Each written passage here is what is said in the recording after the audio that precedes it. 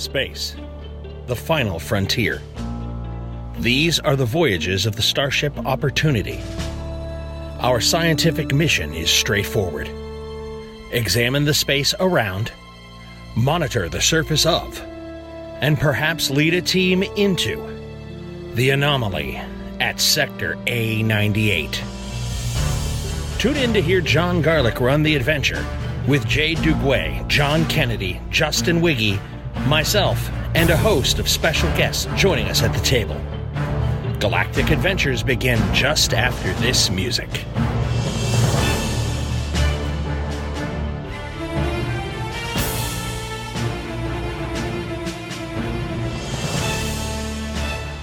Meanwhile, in an alternate universe,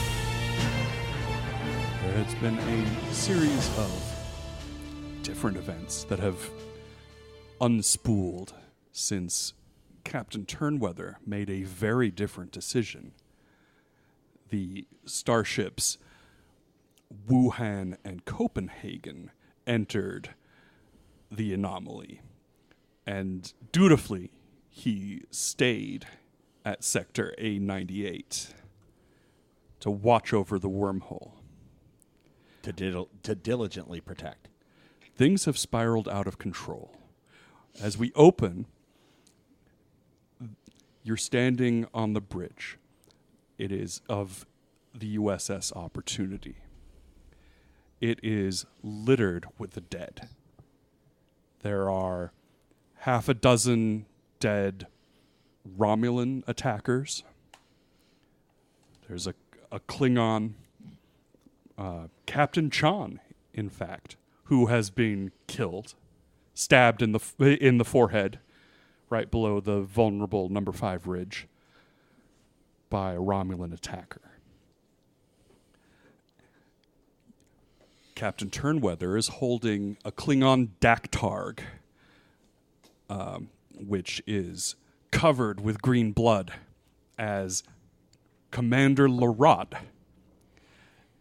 dies as you've just stabbed him, and his faceplate comes up. He's spitting green blood in your face, and the last thing he says is "War."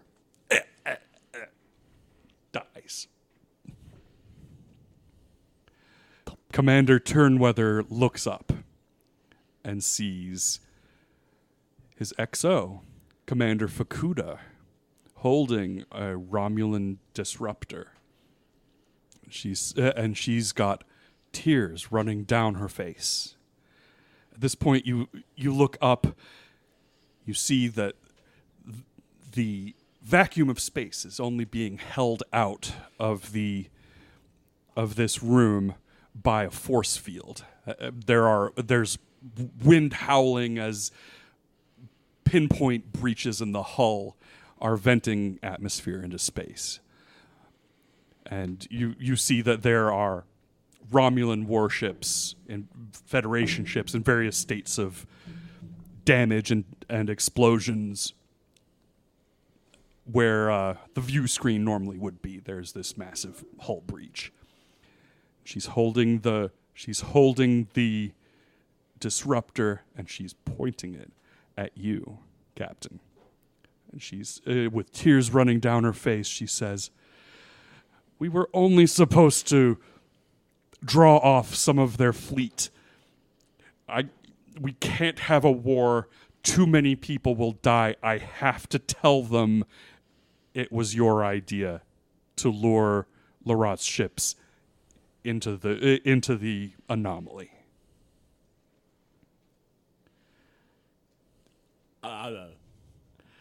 So, at this point, Captain Turnweather, this is still your character, and so you, of course, you see how this is a plausible scenario. Oh, yeah.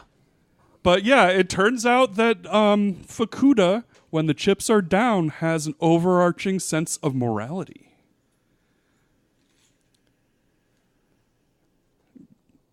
Scott's taking for the viewers, for the folks at home, Scott is taking a very long drag on his vape. So I did not see that coming.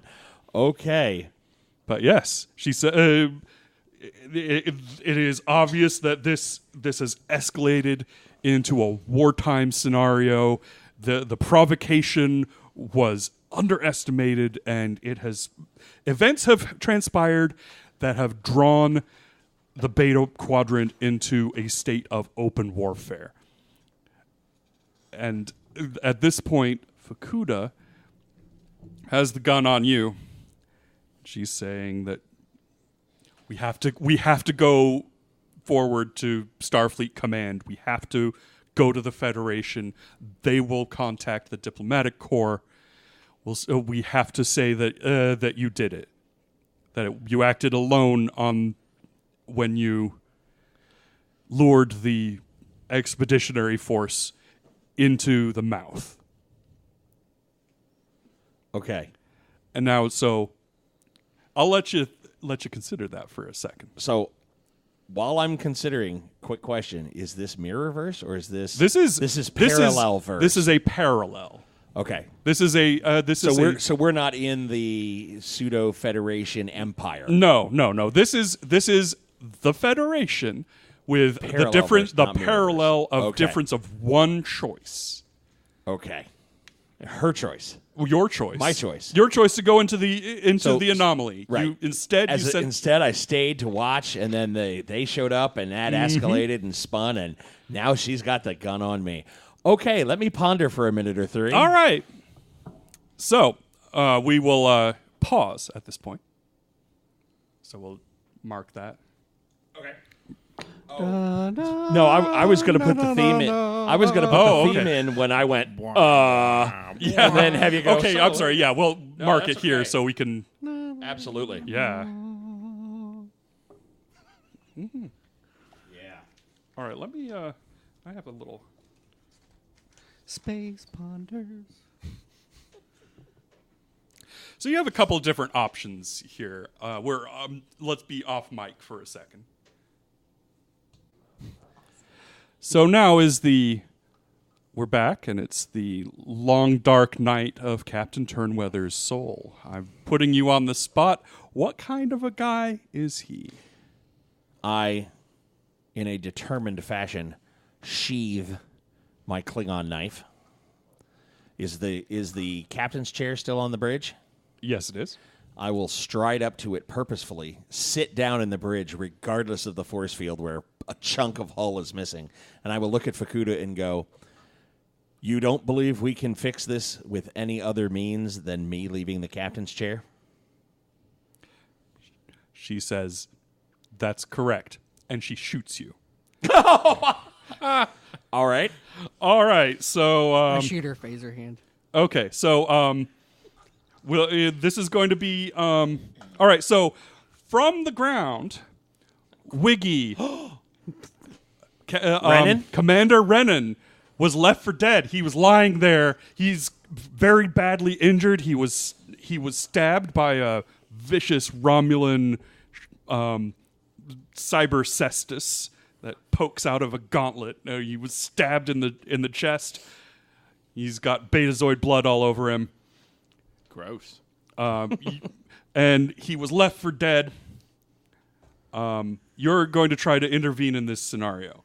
We're going to roll off. This is going to be, I'm going to say, daring plus security. I'm going to roll for Fakuta, and you're going to roll for yourself. If you get more, then we don't have any momentum handy, but you could add to threat if you want to buy some momentum. Could I assist in any way? Being the shootee, I don't know. We're gonna just say that you've done what you can. Done what I can. All right. You chose to do the talky thing, chose to do the and she talky chose thing. to do the shooty thing. Fair enough. All right, how many do you want me to roll? So roll 2 d20s, please, and tell me what you got. I got 3 failures. Okay. All right. I'm just hurt really bad. No, he also shoots the captain. He's going to try to pass it Nice. off like he meant to help out with shooting her. All right. You see that she. Okay. You fire your phaser past her on stun. It flies off into outer space through the force field. She goes first. She rolled a success. I'm going to spend a threat to see how... Okay, and... we're going to... All right. That is going to vaporize poor old Captain Turnweather. Alrighty. So now things shift from Captain Turnweather over there. It just got hit for 2, 4, 6, 8. More than his stress track. Yikes. Yeah, so that actually, if you take two wounds, 2 injuries, that is enough to instantly kill you. We're going to say that because you're not technically a main character right now, you won't be able to just shove it off onto No, I won't. anybody else. But now, Commander Renan, you've just seen the XO murder the captain. Then again, you know the circumstances. Suddenly, there's a third player on the chessboard here. What do you do?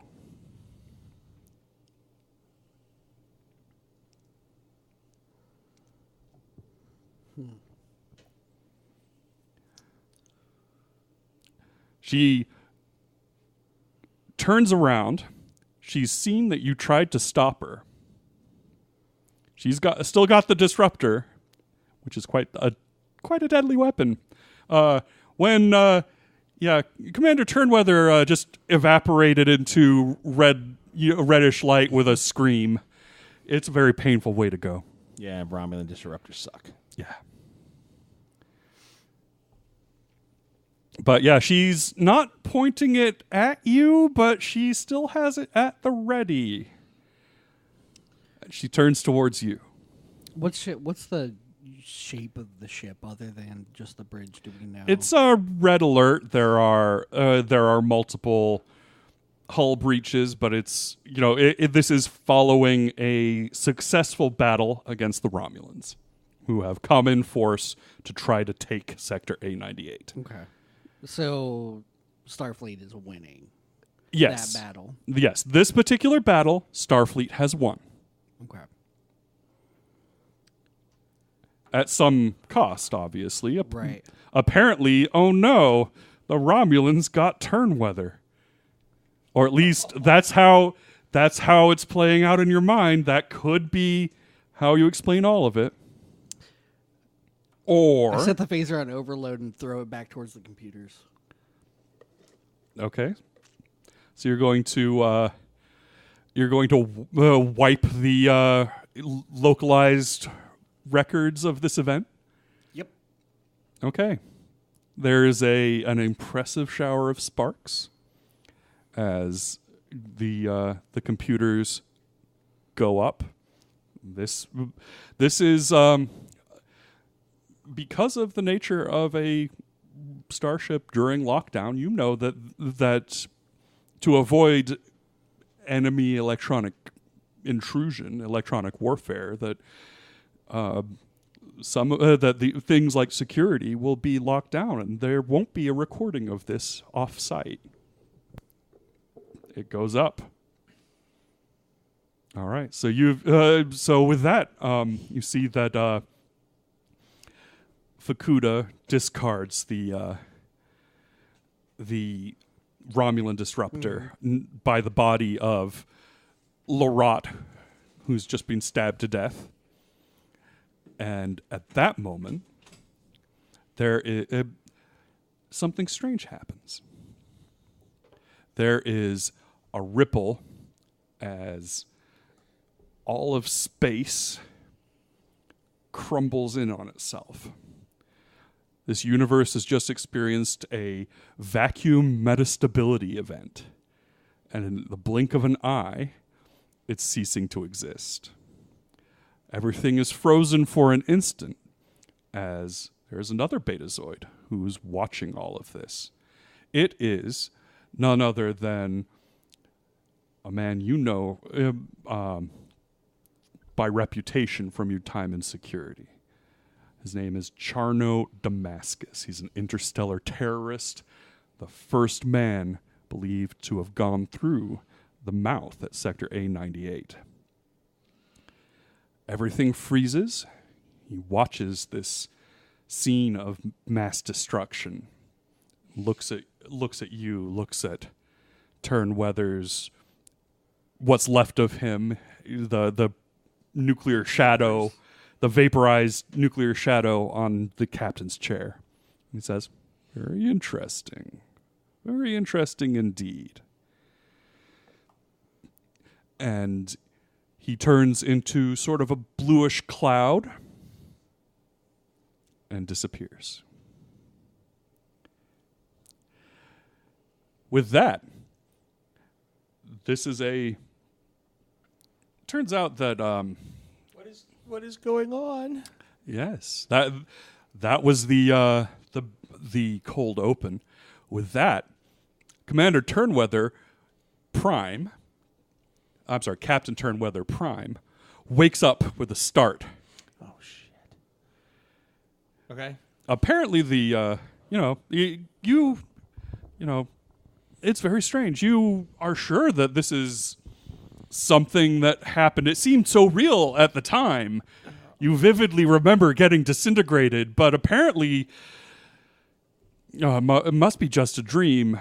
Certainly the psionic field that envelops the USS Opportunity couldn't show you people you've killed in other adjacent realities. But then again, maybe that's how psionics works. It's not a very well understood science. I have a specialty in it. That's why I'm allowing that to be a thought. Wow. So when we talked earlier about we should do overlap, why do I speak? That's phenomenal, John. I love that. Yes. Commander Rennan, you're off. You are also on your sleep cycle. And you're also the same species. You're a betazoid too. You have had a very vivid dream of all of this terrible shit going down. Boy. You have a feeling that on some level you've learned something about each other. And yourselves. Dun, dun, dun. Dun, dun, dun. So if this is a regular thing, this is going to... Wow. Okay. But not only that, but you... Computer, locate... Is it Commander? Yep. Locate Commander Rennan. Commander Rennan is in his sleep quarters. Can you tell if Commander Rennan is awake or asleep? I asked the computer. His vital signs are elevated. This indicates state of wakefulness. Captain to Commander Rennan. Yes, Captain.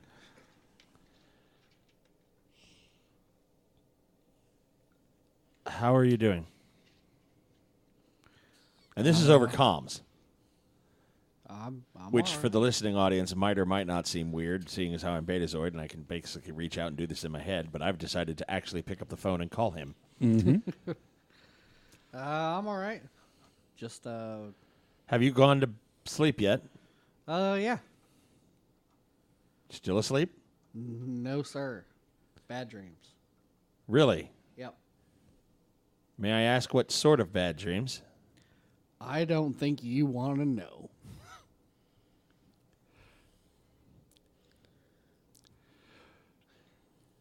I want to get a roll to see if I am prompted to, like I want to ask a question, but I kind of don't want to ask a question. You have a you're both telepathic, and you both have a I'm sense. empathetic. Yes, you're empathetic.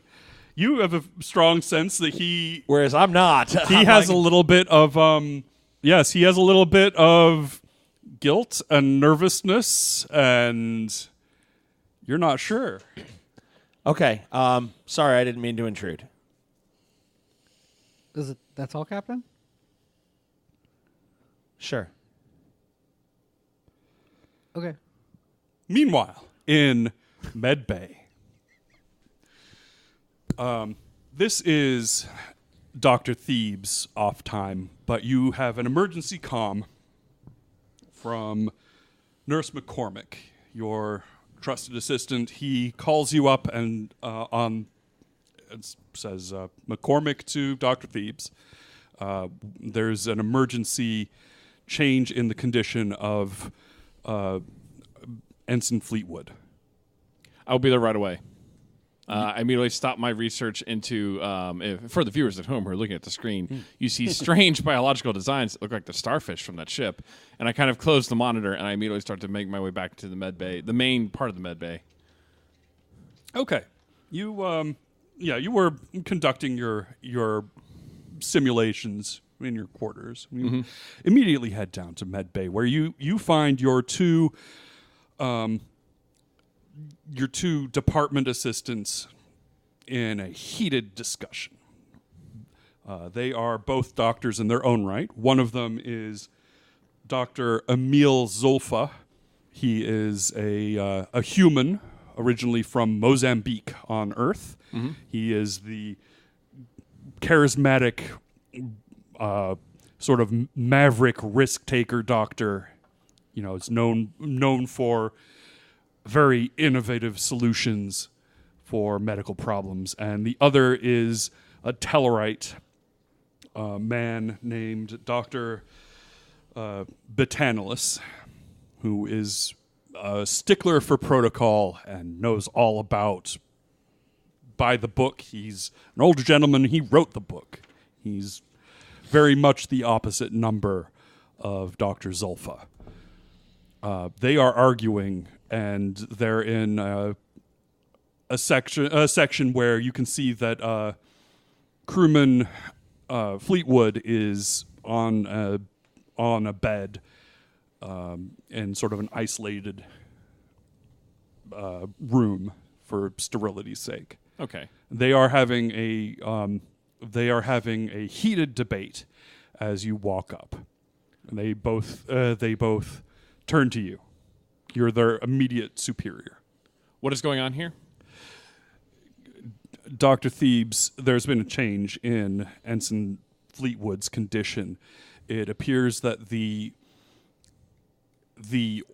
graft is, we're not 100% sure, but it seems to be converting his DNA, changing him. Converting his DNA. I walk over to a nearby display and I bring up the chart.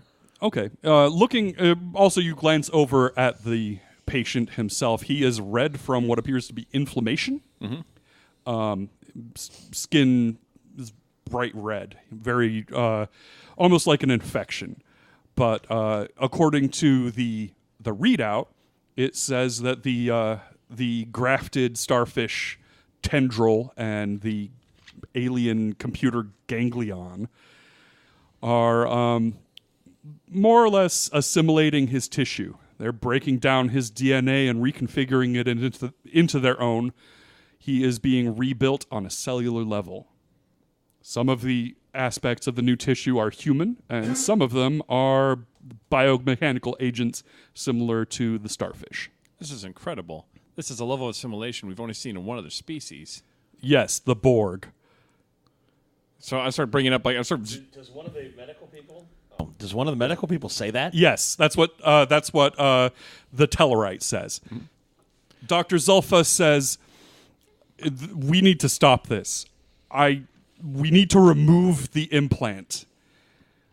That might not be possible. The implant is completely intertwined with his cerebral cortex and brainstem. I believe that I can do it. I could save up to...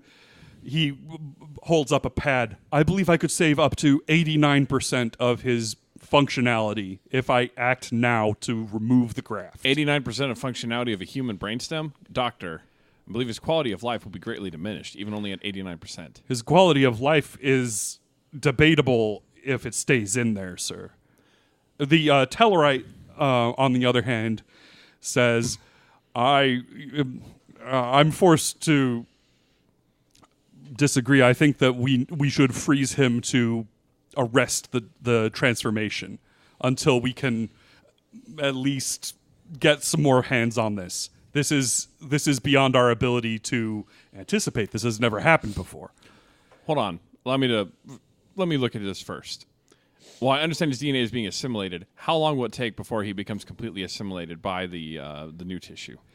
It's happening fairly slowly, but and it seems that based on your information, the immunosuppressants that he's on to facilitate the graft are accelerating the process to stop him from rejecting the alien tissue. But if we stop the immunosuppressants, then he'll start to reject the tissue, which means that both will die. Yes. Okay.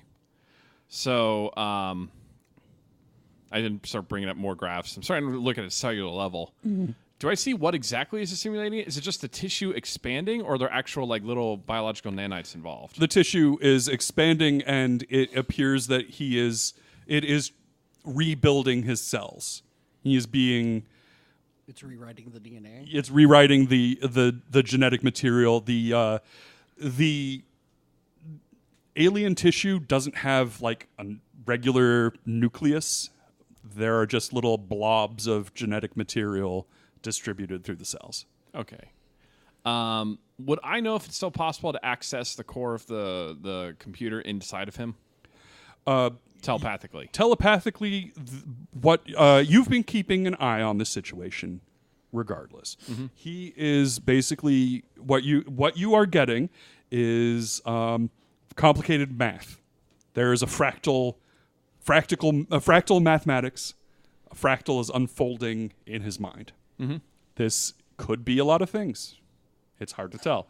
It's he's integrating the two consciousnesses together. Consciousnesses together. It's difficult to say. Before we continue further, and I'm leaning more towards putting him into stasis at this point, because I would rather we could put him into stasis, and then Starfleet Medical might have better odds of removing it successfully rather than with the lab that we have here. I want to try to see if I can get in touch with the computer core again. I've had past experience with it, and it's possible this might just be a software-hardware issue. The Tellarite doctor speaks up and says, this is genetic augmentation.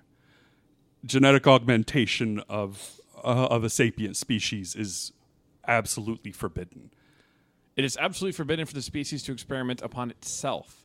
This is an alien artifact which has grafted itself to his head, and I believe that this is what is causing the genetic augmentation. We are going to stop it. However, we are going to go about it in a safe means other than mutilating the poor ensign. This ensign helped save our lives by getting us supplies from that ship. I'm not about to mutilate him just because it's more expedient. Now, am I clear? Yes, Doctor. All right. They both agree. I want one of you to go and start prepping a stasis pod, because I want to make sure that it is ready to go when we need it, just in case for some reason the augmentation accelerates. Dr. Zulfa says, this is a space-borne organism. I don't know if putting him into deep freeze is going to necessarily work to that effect. That is a potential risk, and if that fails, then we will go with your method. Right? Look at the Tellarite. We will try to stop this. I'm not advocating that we let it run its course, because we do not know what unknown effects that might have. However, we're going to proceed as safe as we can and see if we can salvage a valuable resource. This computer core has logs and astrological charts that we need to get back home. Understood. Everybody springs into action. By the way, as they spring into action, I then look at the information and I upload it to my private terminal. Okay. And I erase any log that I did that. Okay. Give me... all right, give me a... let's see, this is going to be a security roll. Reason plus security to get all quasi-criminal with it. Would... You will let me argue that since I'm using the ship's systems... Oh, absolutely. The ship's systems technical will... expertise. The ship's... Somebody gets to roll with you. This is going to be computer plus security. 13 is... Roll one Wiggy's the 20, ship. please. 14. Okay. Oh, Wiggy's not rolling anymore. One success, one crit. Okay. All right, so do you have any... was it a 1? I thought crit was the exact number you needed to roll. No, just no. one? It's a 1. Sorry, 2. Sorry, Okay, 2 successes. Okay. You are confident beyond a reasonable doubt that this will this will pass a level 1 or 2 security scan. And I've already worked out in my head how if they pick it up on level 3 to be like, oh, I'm sorry, I was just moving in. I didn't want to make 2 copies of the information. I'm sorry. You prevail upon your rank, essentially. Yeah, he's already getting the lie ready. Nice. Yeah. So quickly does the USS Opportunity corrupt even its most virtuous Stalwart members members are of the crew. eroded by its... I'm sorry. It's just right now, Dr. Thebes is operating under one impossible to get rid of truth that he has to uphold to the best of his ability after years of being a doctor. And that is the preservation of the computer core comes at all costs, even to the human sapient's life. Okay. Whoa, you been changed much by the starfish people? I don't know what you're talking about. You're acting weird. I know, okay. See, now he's gaslighting people, too. So now this is a real problem. Oh, the proper response whenever somebody says, "Oh, you're gaslighting people," is like, "No, I'm not." Is Renan the only one that's sane? We'll see. Same. You're sane? Okay. So, You're sane. the young ensign is successfully put into a rather disturbingly coffin-like stasis pod. But before we activate it, I'm going to then try to access the core. The core is basically running all. You're able to contact something there. It is still thinking, but it is operating on a very basic level. A mechanical level that I can't understand. It's all just math. Numbers stream through your mind's eye, and that is what you're getting. It is. You think that this is something equivalent to an autonomic function, rather than a higher level of consciousness. I'm going to try for at least 5 minutes to try to communicate with it, but once I realize that that's failed, and I'm going to guess it's going to fail, that's when it's going to be like, okay, we're going to activate the stasis pod, but we're going to monitor his levels. We're going to have a nurse with him 24 hours a day at first, just to make sure there's no changes, and then we'll start to rely on automation to monitor it. Okay. I will take some tissue samples beforehand. Okay. Just because we're going to need to examine this tissue further. There might be some unknown useful aspects to learning how this technology works, and then we're going to put him in stasis. All right. He is now a meat popsicle. You have your little test swabs for future experiments. Yes, I'm going to make sure I take at least like 10 good samples. We're going to make sure that 8 of them make it back into the main medical bay freezer. And then I'm going to run some simulations about how this technology might interact with Betazoid flesh. Okay. But I'm not going to activate it yet. Give me a reason plus science roll.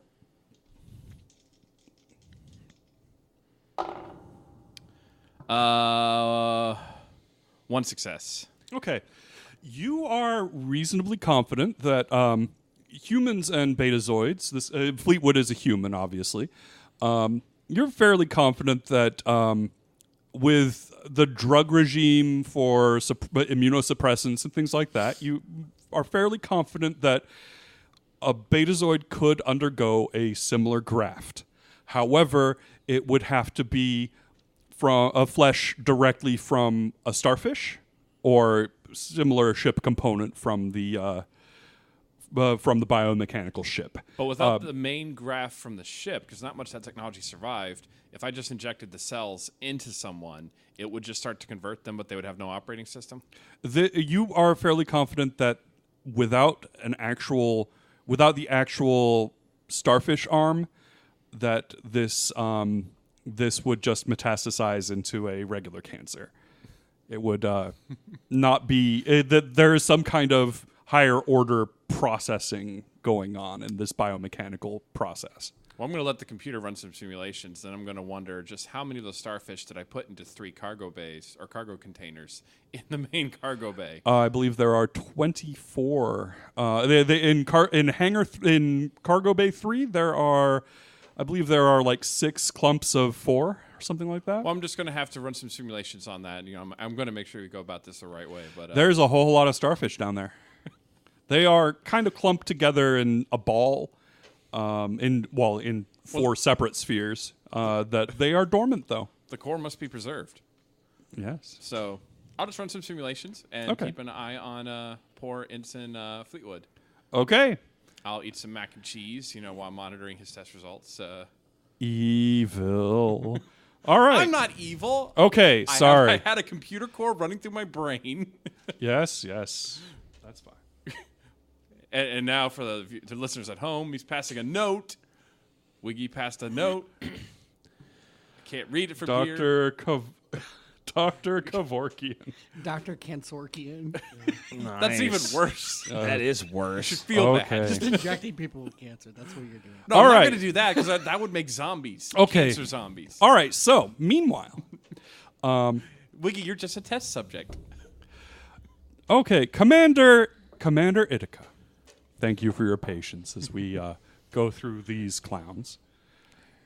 You have just had a meeting with some survivors from the crews that were ejected from the fleet of surviving ships into the cloud, and you are, a lot of them are eager to get back to work, to join the crew of the Opportunity. They several of them are just random ship-ready crewmen who came from different ships that were science vessels. Okay. They're not necessarily all science division. Like there are ship engineers and security and other departments too.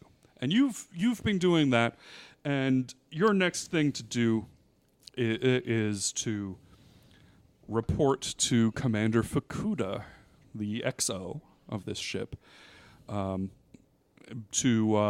see what's going on. She said that she would be coming on her duty shift in the next few minutes, and she had some stuff to talk to you about. Okay. So she said she would meet you on the bridge, and when she went to relieve Commander Chalorn of duty at the start of her shift. Okay. So let's proceed to the bridge and meet up with her. Okay. When you get there, you see Commander Chalorn is there with the third shift night duty staff. You're still on different ship time, and so this is not you're still awake and alert. It's regular daytime for you.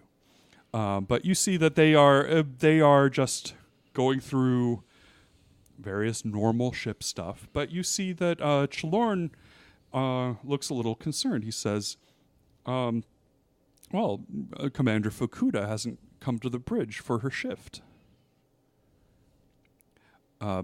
He taps his comm badge and says, Chalorn to Fakuta. There's silence. He says, computer, locate Commander Fakuta. Commander Fakuta is in her quarters. He says, maybe something is delaying her. He turns to Commander Ithaca. Could you run over there for me and just make sure she's okay? I can definitely do that. I appreciate it. Thank you. You're welcome. You head over to her quarters, and you see that you smell an odd, like, ozone aroma. It takes you a second to realize, but somebody has fired a phaser nearby. The lights are flickering here. It's a little unusual. Okay. I am going to just kind of take out my phaser, get it ready, and kind of slowly proceed towards Fakuta's room. Okay. As you approach the door, it does not open on its own.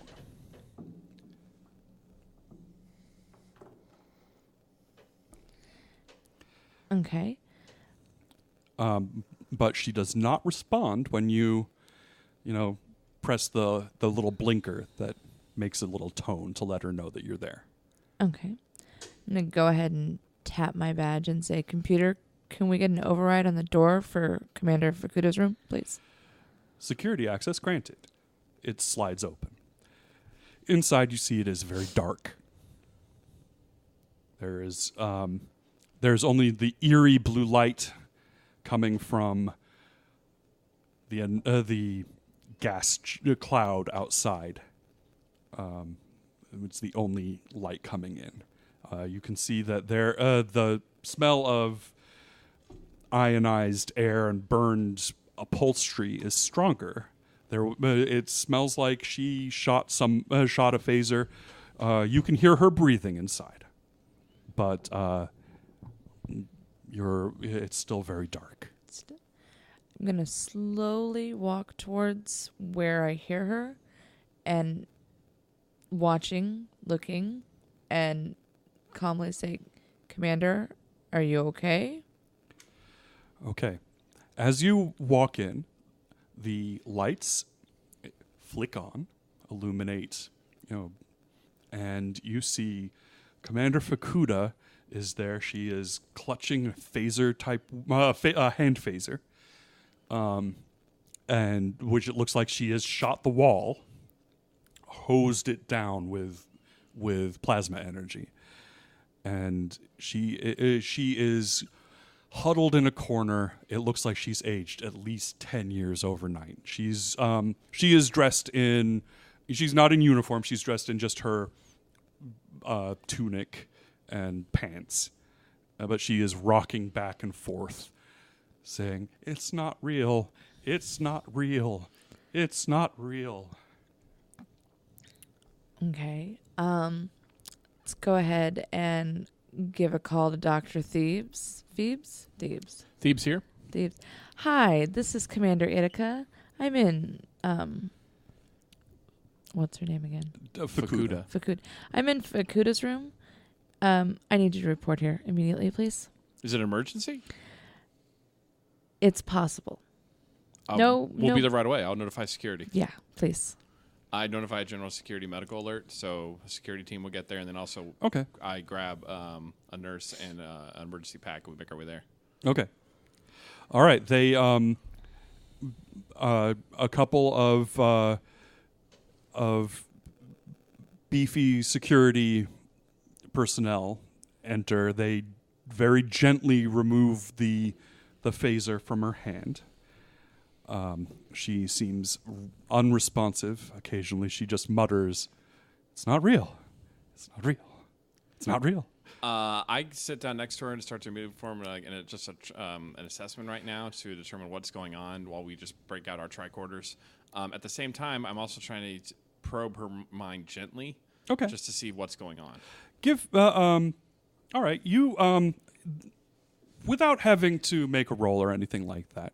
You have perceived this before when you dealt with the patient who had an aggravated incident regarding the psionic field that affects the hull of the ship. We really got to get a new ship. Yeah. But why are we still here? It looks like she's in an aggravated state of various heightened emotions. You get a strong sense of fear, horror, guilt, justification, equivocation, she is thinking very strongly about various people that she has definitely killed. Are these people that I know to be alive, or are these people that I know to be dead? These are people that you have never seen before, but you get an immediate sense that this has to do with her Starfleet skullduggery. Okay. And with that note, I'm going to get out of her brain. And then I'm just going to give her a quick shot of Thorazine, and then we're going to take her to Medbay, but we're going to have security with us because if this is a trained operative, she's going to overpower me pretty quickly. Okay. So you give her a shot of space sedatives, and she is wheeled out of there. That was the hypno. the hypo spray. So, Commander Ithaca, you see this is definitely in line with what you talked about with your buddy Red the bartender. Mm-hmm. And it seems that you're, this is in line with somebody who has a long security career. Who knows what kind of tough decisions have come back to haunt her. Mm-hmm. But after a few minutes, you see that there is another Starfleet officer. He's also in Science Blue, and he's from the medical division. This is he introduces himself. He says, "You've met him a couple of times in passing," but he says, "I'm the ship's counselor, Junior Lieutenant Bolo." And he is a Denobulan, human-like alien with sort of a odd, lumpy ridges all the way around the edges of his face. And he smiles like Mr. Grinch. He's very animated, rubbery face. But he's a young man. You know, he looks like and you've seen that he is a very good guy. He's one of the things that he is a specialist in is the psionic mind, people who are telepaths or whatever. A large number of people on this ship are betazoids. Captain Turnweather brought along his previous crew, and so there's it's something like 21% of the crew is telepathic. Oh yeah, to various degrees. Okay, this is going to end well. But he says, this is really serious. And he says, I really can't, talk about, stuff. But you can tell that he is very much bothered by this. But he's holding back information. He doesn't know if he should tell you or not. Okay.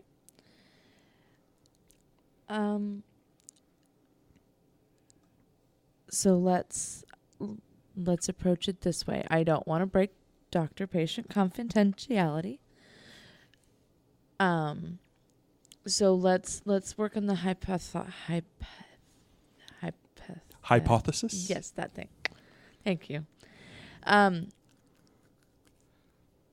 Did you see any of this happening prior to this, or have you seen this in anybody else? He says, "Well, I've seen it happen a couple of times with other members of the crew, but this is the first time I've seen it in a non-psionic human." Fakuta is a baseline normal. Well, I'm sorry. That's a value judgment term. She is only nominally psi aware, like the baseline for ESP. Like probably not aware that she is able to do anything. But she's not psychic. No. Okay. But he says he says that he is aware. You have a little conversation.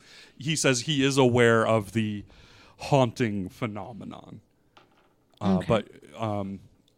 But he says that they haven't publicized it for fear of people freaking out, for lack of a better term. He puts it more diplomatically than that. But he give me a roll. It's going to be your, I'm going to say,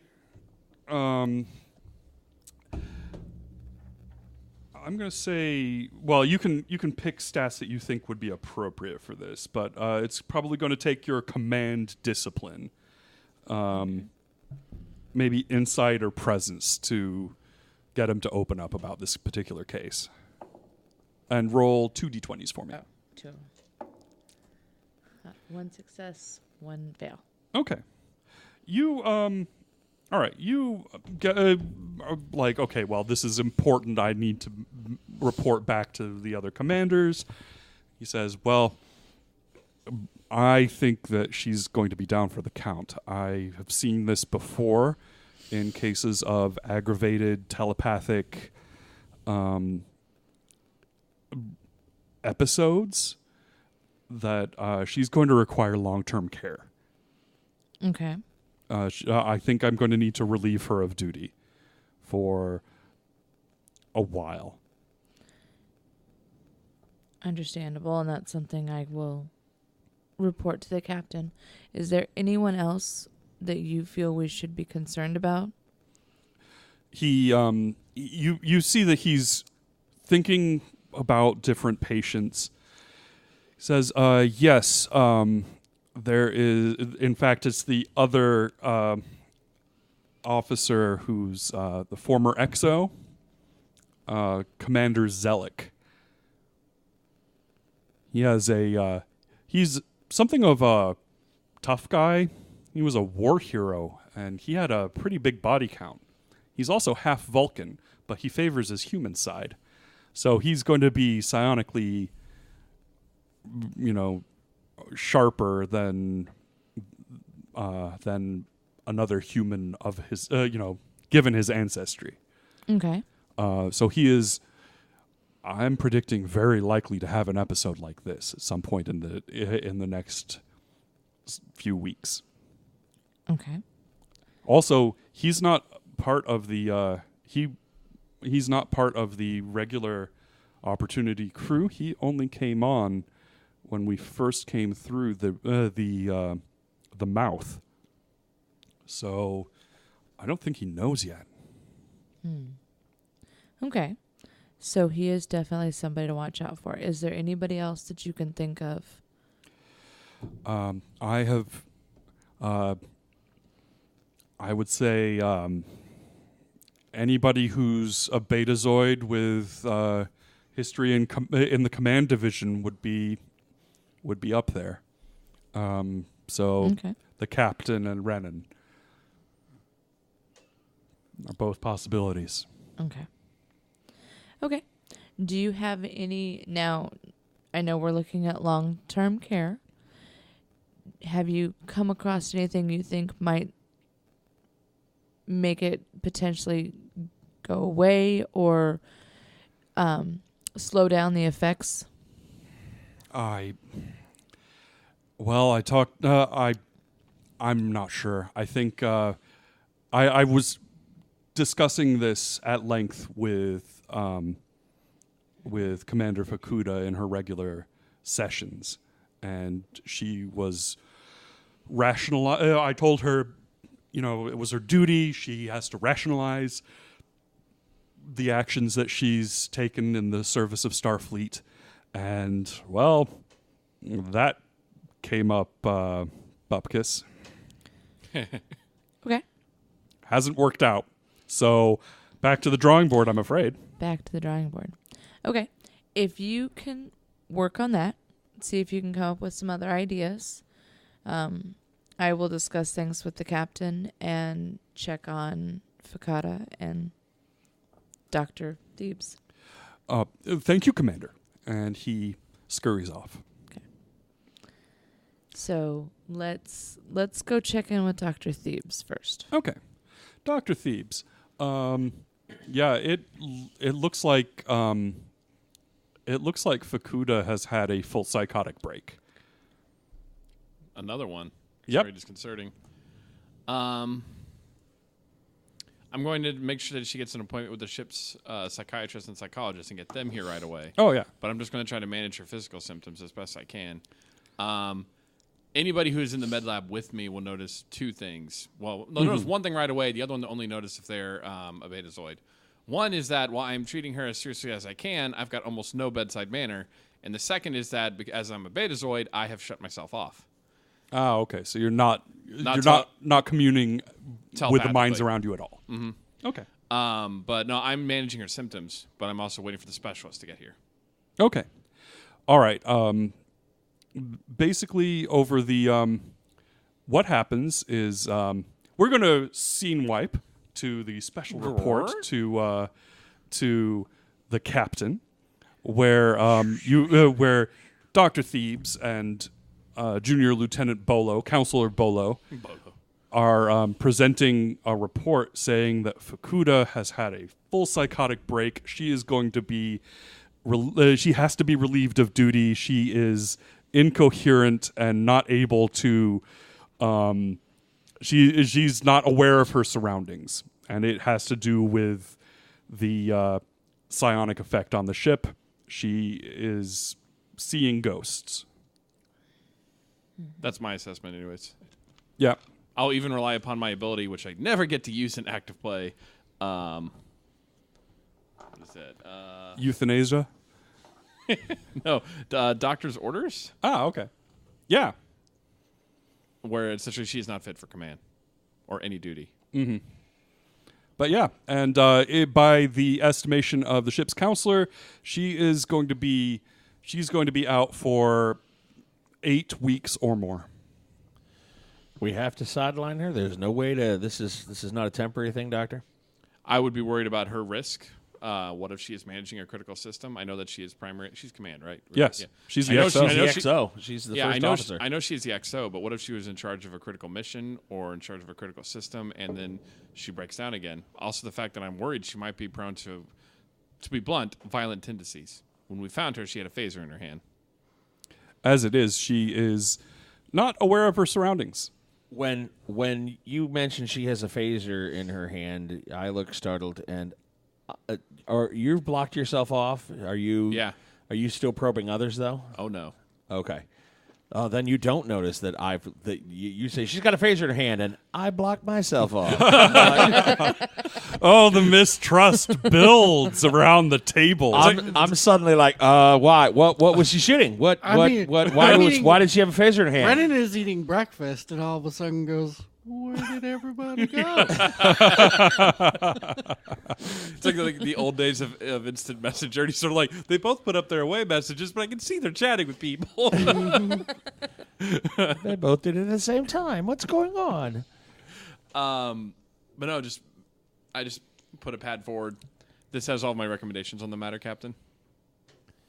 You don't take the pad, and I just set it down. Okay. Then if you believe she should be removed from duty, at least temporarily, then I agree. All right. I'm afraid that I have an experiment running that I need to get back to. It has to do with what tissue that we found off those starfish and trying to find a way to discover a cure for poor Ensign Fleetwood. What was she shooting? What was who shooting, sir? Commander Fakuta. I wasn't there when the security got there. I'm not certain, but I know that she had a phaser in her hand. Security had to remove it from her. What was she shooting? The wall. She was shooting the wall. Was she shooting at anyone in particular? Did she say anything? You got a vivid impression that she was shooting at. There were a whole bunch of Maquis from last war that came back from the dead to bother her tonight. She was shooting what appeared to be dead Maquis agents. Does he even have to roll to see that I get visibly like, oh, okay. I'm just like, You have the ability to notice the obvious. Yeah, Captain. The captain looks very He relieved. gets so relaxed all of a sudden he accidentally farts. maybe not that relaxed. But I'm just like, oh, okay. Yes, your experiment probably needs tending. Thank you. And I get up just very quickly. Thank you, sir. As he goes to the door, I'm like, Doctor, one last thing. Yes, Captain? Is he at all? I'm going to just give a read. What's his current mental state? What, Bolo? Or I'm sorry, what? No, Dr. Brennan? Thebes. Oh, Dr. Dr. Thebes. Thebes. You can try to read him against his. No, I'm not. Oh, gonna I'm read sorry. him Not like, against. Not like his- invade his mind, but No, like he's just. Is he a happy guy? Is he a not happy guy? Or has he walled himself off on a bridge of insanity? What? I he mean, is. has he thrown he- up the shields and he's hunched down like we hates it? You get the impression that he is enthusiastically thrown himself into his work with to the exclusion of all other concerns. He is a man obsessed. What? What? I'm well. Or is he still actively like, these are not the droids you're looking for. These are not the droids you're looking for. He's not. I mean, he's not crazy obsessed. He's very methodically. He is concentrating on his work. It is not unknown for Betazoids to close themselves off when they are in a profession that requires them to commune with people in intense pain. True. However, back from the days of grade school, is he over there going, row, row, row your boat? You're not gonna read anything I have to think. La la la la la. No, he is just. He's doing, basically. He's basically just sort of like, he skins, my precious. He is thinking private thoughts. Okay.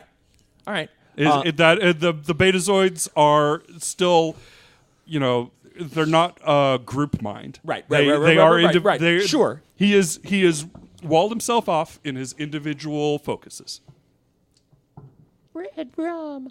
I didn't know how. Okay. Then I'm like, Doctor, Yes. good luck with your experiment. Thank you, Captain. And please let me know how Fakuta, fares. I can see that it matters a lot to you. It does. Thank you. I didn't know you were that concerned about your XO.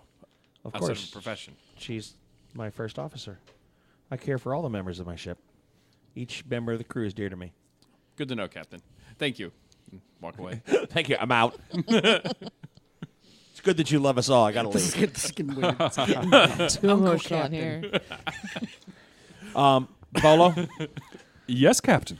how's Dr. Thebes doing? Well, he's under a lot of stress, but he's handling it so well. I know that he cares quite a bit. After, he really did something heroic when he saved that crazy starfish brain thing. I don't really understand it myself. but- Well, crazy is probably not a term we should throw around. Oh, well, yeah. referring Sorry, to an it's entire species. well, okay, yeah. That's very bad of me to say. Pardon my breach of manners. No, the point that I'm making is that I read the briefing reports from the away mission. And it's exciting how different such a, that ship was from anything we've seen before. More to the point, it was compelling that the action of our officers saved an entire species. I came over to this new galaxy thinking that we needed to boldly lay down a path that was the Federation, and perhaps a little too recklessly charged forward when I should have been more understanding to what I was trotting upon. Do you think the ship is going to be a problem? No, I don't think that. I talked with the bartender, Red, the Bolian bartender. Yeah, the one that thinks we're all about killing. Well, he said something that I had to look it up, but are you familiar with the human concept of hell? Not intimately, no. Well, it's sort of like a Fun place. place where people who are bad when they're alive go in the afterlife. It's kind of like Stovacor,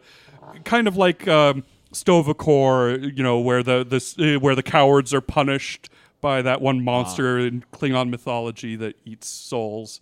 Yes. It's kind What's of his name? that one. What's their name turned into in that one episode? Yeah, Feklar. Feklar. But he said that this ship is a hell of our own making.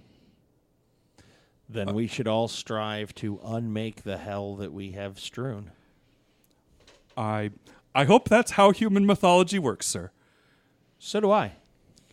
But but I believe that this is something that we can choose to be better. I agree.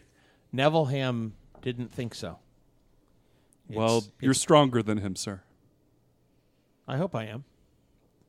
He saw that as a reason for him to lay down command of this vessel. I hope by shouldering that burden, as he thought it was, that I can do better.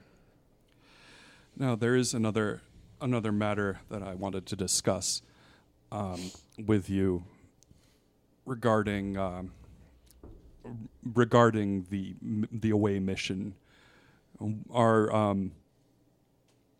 Our personnel who went, they did a great thing, but things went sideways the first time, really bad. Agreed. How is our Mako troop officer? Well, I'm going to be referring him for disciplinary action. I believe he is of sound mind, and he decided that in violation of our standing orders to open fire on the alien. Understood. Now, also, this has affected the other personnel to varying degrees. Now, I never see Lieutenant O'Neill. He's He doesn't visit you regularly? not on the regular, no. He comes in for his ordered appointments, but Okay. Yeah, I was going to ask. He hasn't skipped any of those? no, but he gives formulaic responses that I believe he is concealing his own traumas. Okay. Tassas has requested to be put on research duty. She's said that she is going to be ceding her role as chief of the science division to other personnel, and she will be performing research. She's considering her. She was in command of that mission. She is considering her role. I don't believe she was to blame, but she is meditating on it. Understood. So she asked me to pass that to you. Understood. Do you think Fakuta is going to be okay? Eventually. Maybe. The ship was the cause, or was there something else? I can't tell. This is the worst I've ever seen. It's I mean, she has a sealed personnel record from her time in Starfleet security, but I mean, I've treated people who have wrestled with their own demons, and this is more exaggerated than anything I've seen before. Okay. It's like I don't know. It's different somehow. Like something put the pinch on her. Okay. I want you to check in on her regularly just to see how she's doing. I will also check in with Dr. Thebes. Thank you for letting me know. Of course. And he scurries off Skedaddles. to do his things. He's a good kid. All right. He's a good kid. Scurry. Meanwhile,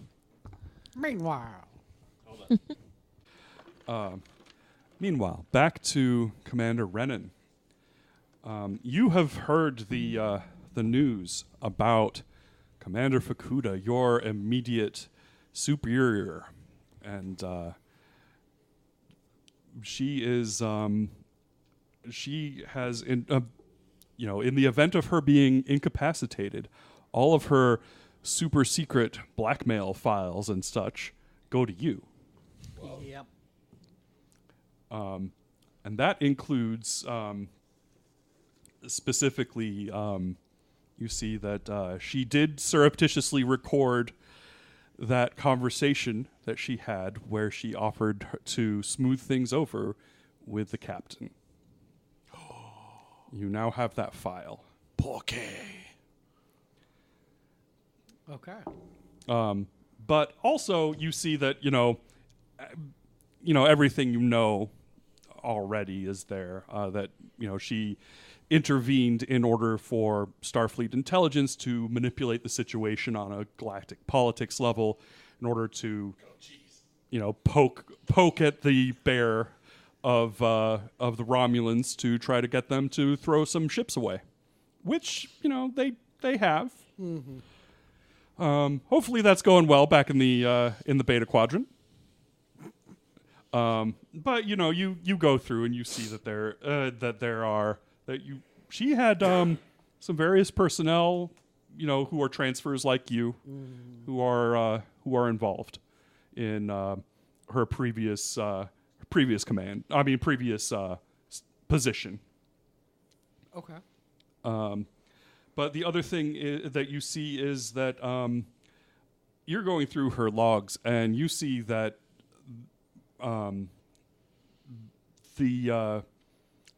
just on a purely regular command level, the people on this crew are being stretched thin. The 3-shift duty roster is rigorous, and and at the very least, there needs to be more people on command staff. Okay. And with that, also they're going to need a new XO. Dun dun dun dun dun. Dun. Dun, dun, dun. We're going to wrap for this session. And that'll do us tonight for Gaming with Scott. We thank you for listening to us. We hope you don't have any nightmares like we did. What? And as always, you'll hear from us real soon. Bye. Bye. Ciao, ragazzi.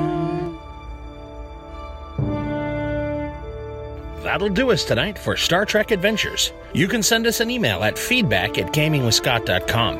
John Garlick is at JPM Jay Duguay is at @1_nerdy_mama. John Kennedy is at JK Myth. And me, Scott T, is at Gaming W. Scott. This is a Southgate Media podcast. As you boldly go through your life, remember to make the galaxy a better place than it was yesterday. And as always, you'll hear from us real soon. Bye.